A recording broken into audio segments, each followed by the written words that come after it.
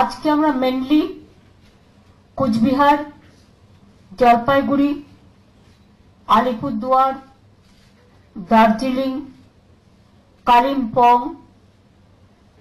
দক্ষিণ দিনাজপুর, উত্তর দিনাজপুর, মালদা ও মুর্শিদাবাদ নিয়ে, মানে যেগুলো বন্যার প্লাবনে প্লাবিত হতে পারে এবং অলরেডি হয়েছে, তাদের সবাইকে নিয়ে মিটিং করলাম।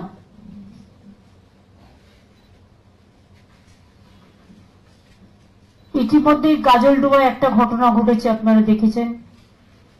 মানুষকে তো ফিরিয়ে দিতে পারিনি, কিন্তু সবাইকে অনুরোধ করব বর্ষার সময় নতুন করে তার টানবেন না, আর বাড়ির তারে কখনো কারেন্ট লাগাবেন না, যেগুলো বেড়ার বাড়ি বা মাটির বাড়ি বা যাই বাড়ি হোক, তাতে কেউ হাত দিলে কারেন্টে পড়ে যায়।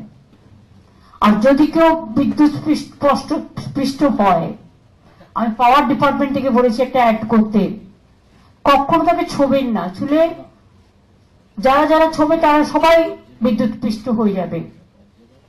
সেক্ষেত্রে যে বিদ্যুৎ পৃষ্ঠ হয়েছে, সেখানে আমরা ছোটবেলায় যেটা পড়েছি, আমি কারেক্ট নাও হতে পারি, আমার আইডিয়াতে বলছি, যে শুকনো বাঁশ বা কাঠ দিয়ে বরঞ্চ যদি তাকে কোনো রকম ভাবে ওটা ধরে ছাড়াতে পারা যায়, ওইটা ধরে ওকে ধরে নিল, তাহলে কিন্তু হবে না। শুকনো কাঠটা যেন নিজের হাতেও থাকে, নিজেকে বাঁচাতে হবে। ঘটনাগুলো খুবই মর্মস্পর্শী, কিন্তু আমাদের অনেক শিক্ষা দিয়ে যায়। বিধান মার্কেটে কালকে 6টা দোকান পুড়ে গেছে। আমি গৌতম দেবকে দায়িত্ব দিয়েছি 6টা দোকান তৈরি করে দিতে, এবং ডিজাস্টার ডিপার্টমেন্ট থেকে, যেহেতু ওদের কি কাপড় জামার দোকান ছিল, কসমেটিক্স এন্ড কাপড় দোকান, আর যেহেতু এটা পুজোর সময় এইভাবে পুড়ে গেছে, তাই গভর্নমেন্টের ডিজাস্টার ডিপার্টমেন্ট থেকে 1 লক্ষ টাকা করে সেই 6টি দোকানকে দেওয়া হবে।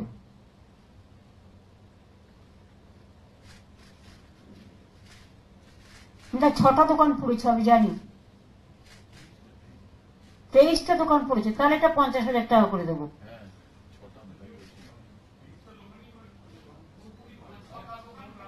ছটা দোকান যারা ব্যাডলি এফেক্ট হয়েছে তাদের 1 লাখ করে দেওয়া হবে, আর যেগুলো অল্প হয়েছে সেটাকে 50,000 টাকা করে দেওয়া হবে পুজোর সময়, আর দোকানগুলো তৈরি করে দেওয়া হবে।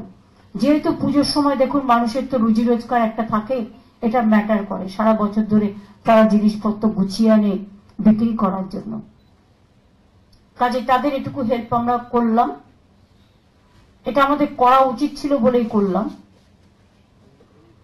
2 হচ্ছে সব ডিএমদের এবং যারা আমাদের পাবলিক রিপ্রেজেন্টেটিভ আছে, জেলা পরিষদ আছে, পঞ্চায়েত সমিতি আছে, কর্পোরেশন আছে, সবাইকে অ্যালার্ট করা হলো।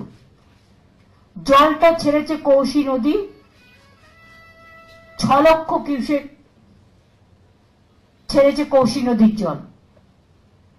ফলে এই জলটা বিহারের গঙ্গা হয়ে ফরাক্কায় ঢুকবে, এবং ফরাক্কায় ঢোকার আগে এটা উত্তর দিনাজপুর, দক্ষিণ দিনাজপুর কিছুটা,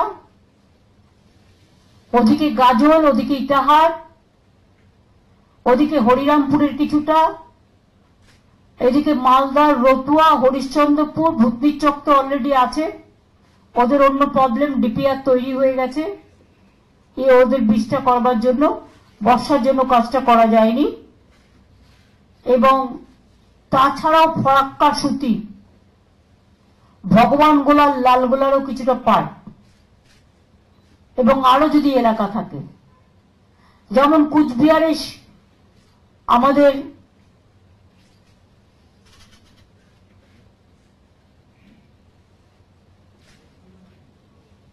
না মেকলিগঞ্জ যেমন আছে কিছুটা, হলদিবাড়ি, দিনাটা, সিতাই কিছুটা আছে, তুফানগঞ্জ, এগুলো দেখে নেওয়া হবে।